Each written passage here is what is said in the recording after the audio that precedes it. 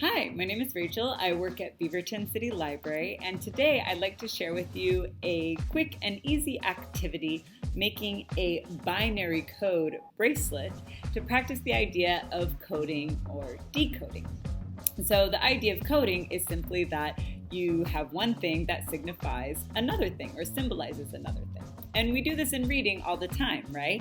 When I say that this letter R signifies the sound I'm using a type of code.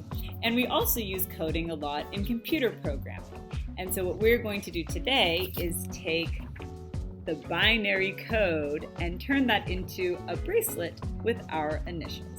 No computer necessary, no, very low tech. For this activity, you will need a pipe cleaner or string and beads in 2 different colors. You will also need a copy of the alphabet in binary digits and your initial, in my case, R.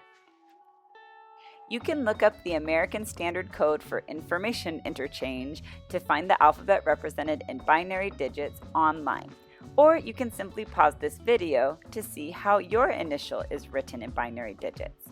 Today I'm using yellow to represent 0 and blue to represent 1, but you can choose any 2 colors you would like to represent these 2 numbers for your bracelet.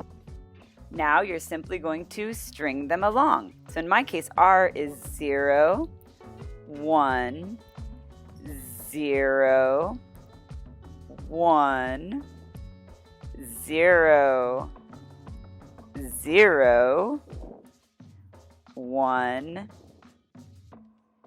0.